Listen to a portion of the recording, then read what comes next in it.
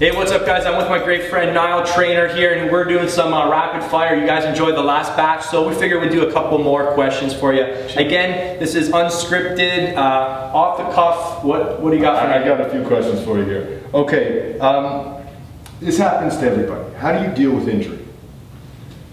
You gotta take it seriously. And for most of you guys, you kind of have to just cut your losses with where you're at. Because if you try and train through it, you turn a 1 month injury into a 1 year, or a 1 week thing into a multi-month thing. So you kind of have to just take it for what it is and give that thing time to recover, because it's not going to recover without time. So how do you deal with a specific injury, right? Do you work around it?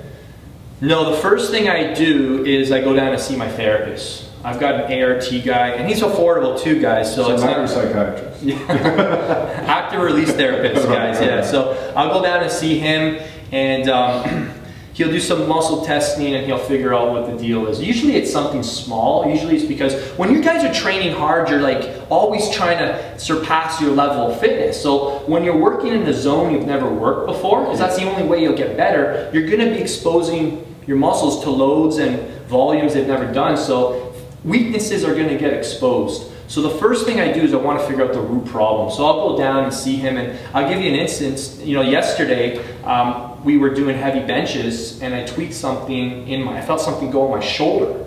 So I went down to see him today, and he muscle tested me, and he said one of the discs up in my cervical spine, like C4, C5, the stuff that supplies the shoulder, the lat, all that, it got pushed out a little bit. So he just had to traction my neck, and he said, don't do any neck flexion, keep your chin up, do some isometrics, and you'll be fine. And that fixed it, and that'll fix it within 2-3 days. So that's in that situation. Yeah, that's quick recovery. Yeah, that's quick recovery. A few weeks ago I had a similar thing as well, but this time all 3 heads of my shoulder had failed. And the girl had to just ART it, and what was the other problem there?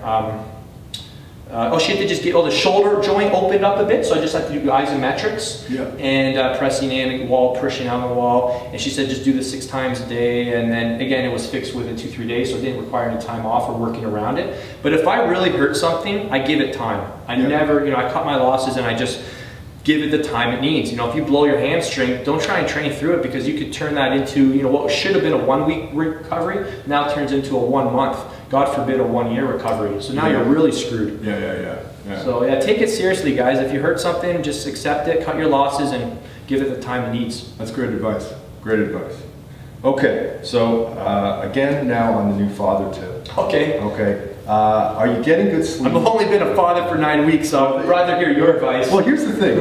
At the early stage of being a dad, and I know this, sleep just doesn't happen. Right? Even if your wife is getting up to breastfeed, the baby cries, you get up, right? So do you find you're getting enough sleep? How are you dealing with that? The first month, because I still have a business I need to run, when they went to bed around 10, 11 or so, sometimes 12, I would stay up until 3 or 4 to do my work.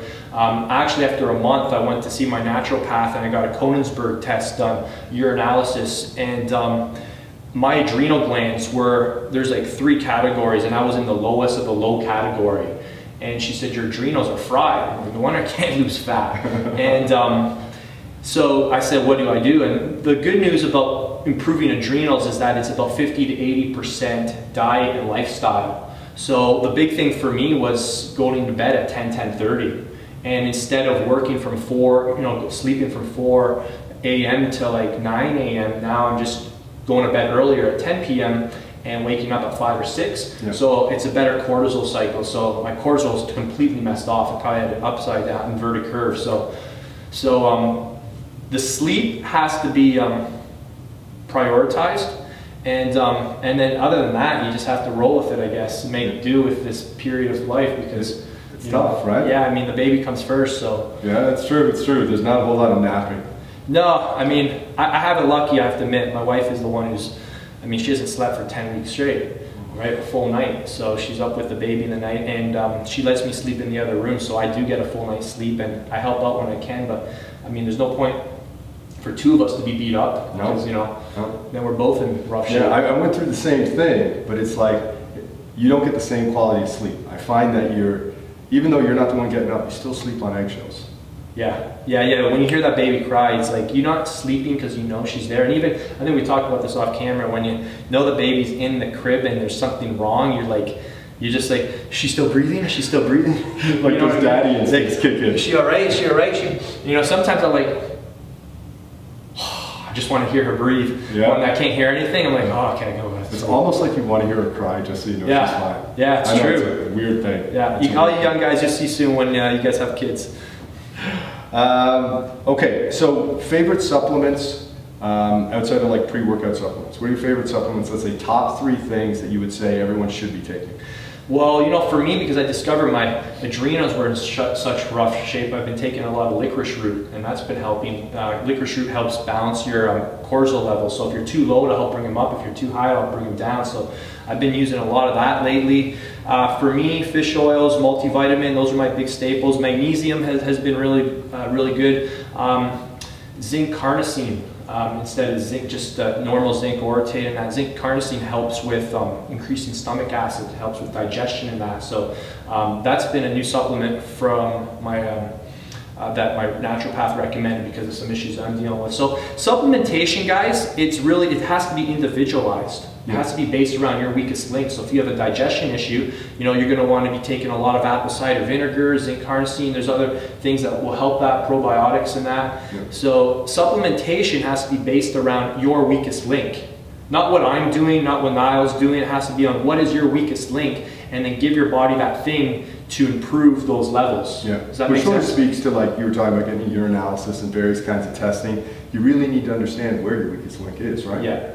And I'm actually getting, I actually just got an allergies test done, and and she told me that I've never seen results like this. These are the strangest results I've ever seen. So we'll see what that means. But I saw the list of foods that I was sensitive to, but it may be because of other issues within my body, some immune things. So anyways, it's the more you learn, you start realizing how little you actually know. Yeah. Have you ever learned that? And the more you learn, the more you realize how little you know. Yeah. And it becomes just mind-boggling. So I've been doing this for 10 years. So the smarter the people are that I'm hanging out with, I'm like, wow. You just keep going down the rabbit hole. Yeah. So you just focus on you and focus on making improvements. That's great advice. Great. That's my Q&A for today. I gotta go home and get some more questions. Fair enough. Yeah, we'll do it again maybe. Right. And thanks so much. Yeah, I'm trying to catch up to this guy's deadlift and his bridges, so he's going to keep coming down until I catch up. Yeah, he's going to pass in no time. No, I don't know. You're pretty far ahead. So thanks so much, guys. Have a great day. Later.